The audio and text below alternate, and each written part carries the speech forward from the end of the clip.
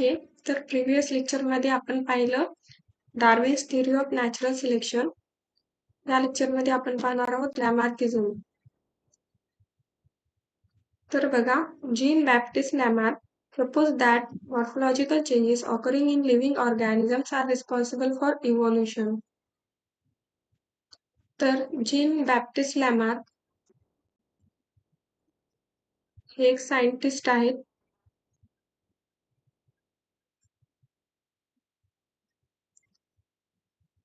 त्यांनी असं सांगितलं की लिव्हिंग ऑर्गॅनिझम्स मध्ये काही मॉर्फोलॉजिकल चेंजेस होतात आणि त्यामुळेच इव्हॉल्युशन होतं.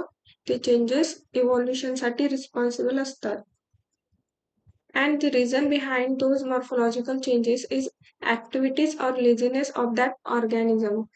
आणि ते मॉर्फोलॉजिकल ते फिजिकल चेंजेस होण्यामागचं कारण काय आहे, तर त्या ऑर्गॅनिझमची ऍक्टिव्हिटी किंवा मग त्यांचा लेझीनेसपणा. ही call this concept as principle of use or disuse of organs. तर याच कन्सेप्टला त्यांनी principle of use or disuse of organs असे म्हटले आहे.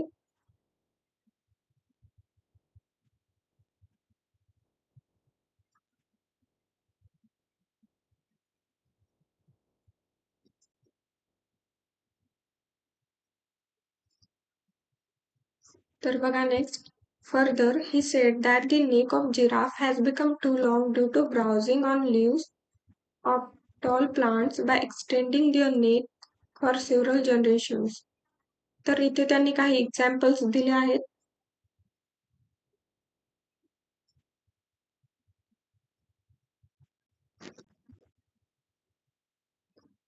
तर ते काय म्हणतात की जिराफची जी नेक आहे ती पहिले शॉर्ट होती. त्यांच्या अनसेस्टरमध्ये, त्यांच्या पूर्वजांमध्ये जे ओरिजिनल जिराफ आहेत त्यांची नेक शॉर्ट होती, पण कालांतराने ती एक्सटेंड होत गेली. तर कशामुळे? ते जिराफ उंच झाडाचे पानं खाण्यासाठी स्वतःची नेक जी आहे ती स्ट्रेच करत होते.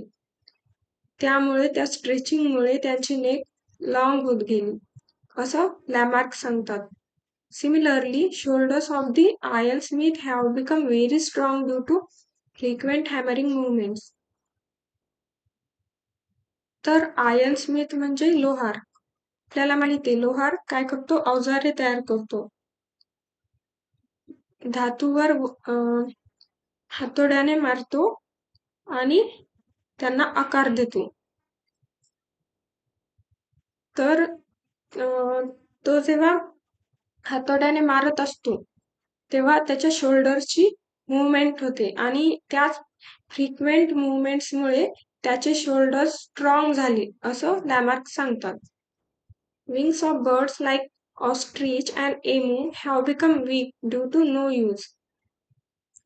तर ऑस्ट्रिच अँड इमू, ऑस्ट्रिच म्हणजे शहामृग. आपल्याला माहिती आहे शहामृगाला उडता येत नाही, पण त्याला विंग्स असतात. मग त्यात तो त्याच्या पंखांचा वापर उडण्यासाठी करत नाही, त्यामुळे त्याचे पंख कसे झाले आहेत? वीक झाले आहेत. आणि एमू, एमू हा एक ऑस्ट्रेलियामध्ये आढळणारा पक्षी आहे. तो देखील त्याच्या पंखाचा वापर करून उडत नाही, त्याला उडता येत नाही, त्यामुळे त्याला फ्लाइटलेस बर्ड असे देखील म्हणतात. तर त्यामुळे त्यांचे जे विंग्स आहेत ते वीक झाले आहेत असं लॅमार्क सांगतात. Legs of the birds like swan and dove have become useful for swimming due to living in water. आपल्याला माहिती आहे स्वॅन म्हणजे राजहंस आणि डक म्हणजे बदक हे पाण्यात राहतात,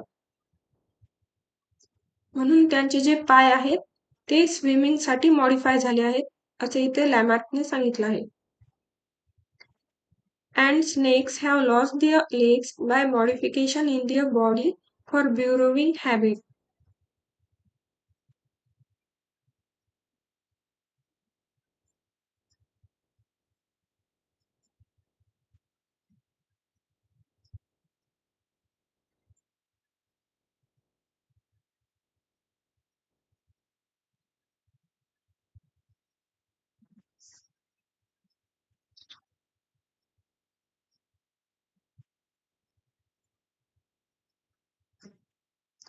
तर स्नेक्स काय करतात,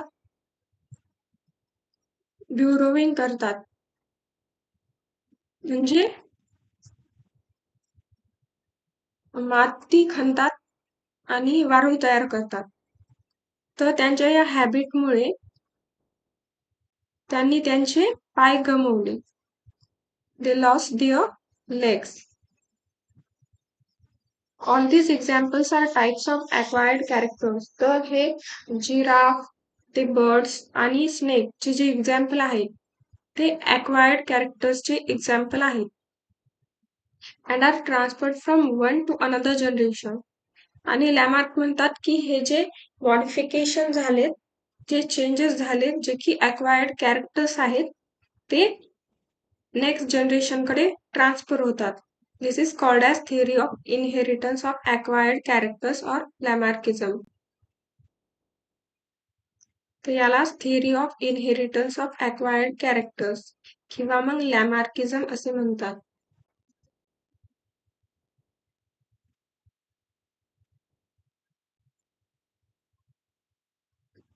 तर ओव्हरऑल लॅमार्कने काय सांगितले की ऑर्गॅनिझम्स मध्ये एन्व्हायरमेंटल इफेक्ट्समुळे मॉडिफिकेशन्स होतात. कसे? मॉर्फोलॉजिकल चेंजेस होतात, फिजिकल चेंजेस होतात आणि ते चेंजेस ते ॲक्वायर्ड कॅरेक्टर्स ते ऑर्गॅनिझम्स त्यांच्या नेक्स्ट जनरेशनकडे ट्रान्सफर करतात असे लॅमार्कने त्याच्या थिअरीत सांगितले. तर बघा पुढे,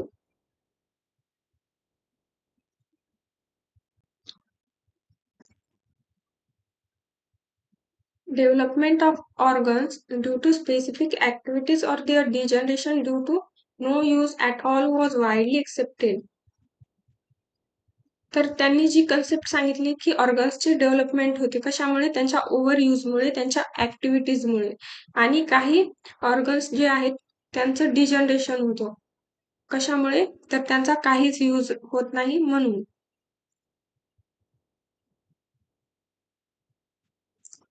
तर ही जी कन्सेप्ट आहे ती सर्वांनी एक्सेप्ट केली. पण त्यानंतर जे त्यांनी सांगितलं की हे जे ॲक्वायर्ड कॅरेक्टर आहेत, हे जे मॉडिफिकेशन्स आहेत ते ऑर्गॅनिझम त्यांच्या नेक्स्ट जनरेशनकडे ट्रान्सफर करतात. तर ही कन्सेप्ट रिजेक्ट झाली. Because it had been verified many times that modification brought in us are not transferred to next generation and thereby Lamarck's theory was disproved. लॅमार्क्सची थिअरी डिस्प्रूव्ह झाली. कशामुळे?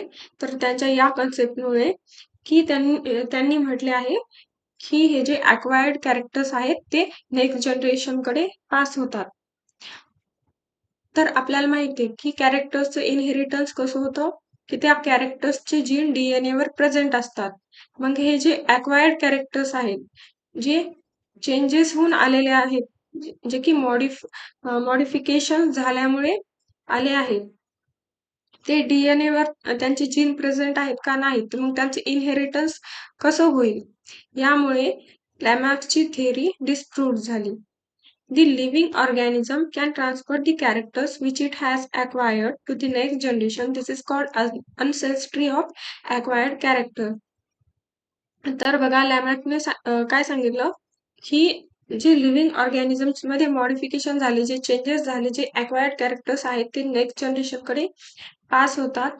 तर यालाच अनसेस्ट्री of acquired characters असे म्हणतात. पण ही जी लॅमार्कची theory आहे ती डिस्प्रूव्ह झाली. तर बघा introduction to scientist.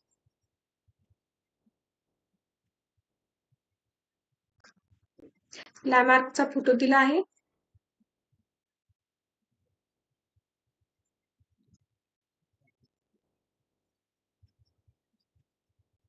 लॅमार्कचा overall period 1744 to 1829. तर बघा Lamarck propose that the activities of the organisms are responsible for the evolution. तर लॅमार्कने काय सांगितलं की ऑर्गॅनिझमच्या ज्या ऍक्टिव्हिटीज आहेत त्याच इव्होल्युशनसाठी रिस्पॉन्सिबल आहेत. This French naturalist proposed that Each animal or plant undergoes some changes in its lifespan, and those changes are transferred to the next generation, and such changes occur in next subsequent generations too. तर लॅमार्क हे एक French naturalist आहेत. त्यांनी काय सांगितलं की animals किंवा प्लांट्समध्ये काही चेंजेस होतात आणि ते चेंजेस ते त्यांच्या नेक्स्ट जनरेशनकडे ट्रान्सफर करतात आणि ते चेंजेस नंतर सबसिक्वेंट जनरेशन्सकडे ट्रान्सफर होत राहतात, असं लॅमार्कने त्याच्या लॅमार्किझम या थिअरीत सांगितलं आहे. पण ही लॅमार्किझमची जी थिअरी आहे ती रिजेक्ट झाली.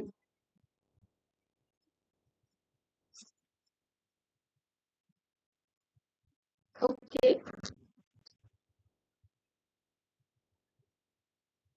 तर नेक्स्ट व्हिडिओमध्ये आपण पाहणार आहोत स्पेसिएशन. तर नेक्स्ट व्हिडिओ नक्की पहा आणि हा व्हिडिओ जर तुम्हाला आवडला असेल तर सबस्क्राईब आणि लाईक नक्की करा. ओके.